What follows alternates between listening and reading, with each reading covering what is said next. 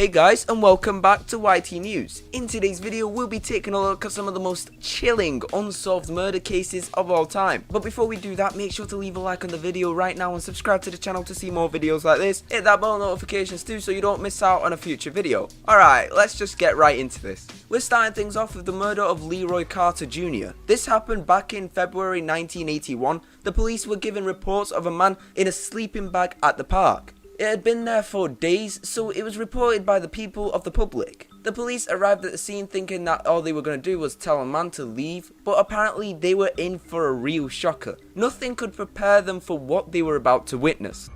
But when they got there, they didn't find any ordinary sleeping man. Instead, they found one without a head. The man had been dead for at least 24 hours. The police ran his prints and found out he was Leroy Carter Jr. Not only did they find Carter dead, but he was also beheaded. Quite a brutal murder had taken place. It was soon discovered that the body has been there for at least 24 hours before the police went and take a look. It turned out Carter had a record of criminal activity, but there was no indication or a clue as to why someone would want to behead him. But you know the weirdest thing about it was? There was a full chicken that was in the place of his head. It was stuffed in his neck, in fact. But things got even weirder. Check this out. Later on, she added it could be a darker form of religion, particularly Palo Mayombe, a religion originating from the Congo. According to Gallant, during the first 21 days, the person who took the head would likely create a brew from a cauldron out of the man's brains, ears, and eyes. If necessary, they would then sleep with the head in the vicinity for the next 21 days. It seemed to be a really dark ritual, and as part of the ritual, on the 22nd day, the head gets returned to the area of which the murder took place. Some really creepy stuff, that's for sure. New Orleans was haunted by a murderer who went by the name of Axeman. This was apparently someone who killed people with an axe. Obviously. There was a trend that was picked up when it came to the murders he committed, and for some reason he tended to kill Italian Americans. Between 1918 and 1919, a serial killer, simply known as the Axeman, terrorized New Orleans. The Axeman is believed to have murdered 8 people, although it's speculated there were several more victims. In 1919, a letter came out which was allegedly from the Axeman himself. The letter was quite something. In the letter, the Axeman said he was not human, but rather he was a demon from hell. This person sounds pretty damn crazy. After the letter being published, the murderer stopped for a bit. Even though the supposed murderer made a statement with the letter, no one was able to find out their identity. The Axeman's identity still remains to be a mystery. Next, we have Bob Crane, who was a famous actor. One day he was found dead in a bed in his house. The first suspect that the police turned to was the photographer and friend. Apparently there was blood in his hair that matched to the blood of Crane. Heroes star Bob Crane was found bludgeoned in his Arizona home. Police quickly turned to his photographer friend John Henry Carpenter as a suspect, and even found blood in his car that matched Crane's type. However, insufficient evidence meant he was let go. But he was able to walk because there was not enough evidence to convict him.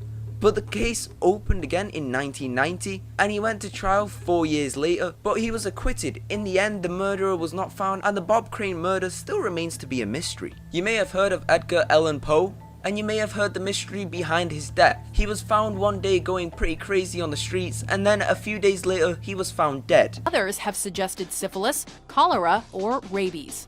Some theorize, however, that he may have overdosed after being drugged by a cooping gang. It was election day in Baltimore, and frequently thugs were hired by the politicians and they would go out and kidnap people. There has been a lot of speculations about his death. Some think that he got alcohol poisoning, and others even think that he may have got cholera or even rabies. The other theory is that he might have been drugged by a gang. They believe that they kidnapped him and drugged him while trying to get him to vote in a certain way. A fact that may support that is him being found in clothes that wasn't even his. It was said that they had different clothes on him to avoid being recognized.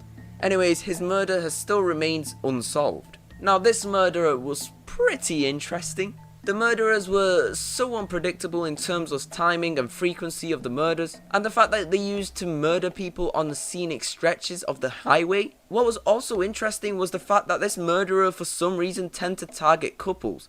This murder accounted for 8 victims. First victims were a lesbian couple, Kathleen Thomas and Rebecca Dowski. On the night of October 9th, 1986, The two were heading out of town on a road trip. 3 days later, Thomas's white Honda Civic was found on an embankment. Inside, the bodies of the two young women were found strangled with their throats. The murder varied too. Sometimes the victims were cut, slashed, and other occasions they were shot. Very unpredictable, and no one even knows who this guy is. Those are some chilling unsolved murder cases. Which one shocked you the most? Let us know down in the comments below. Thank you guys for watching. If you guys did enjoy them, make sure to leave a like and subscribe to the channel to see more videos like this and much more.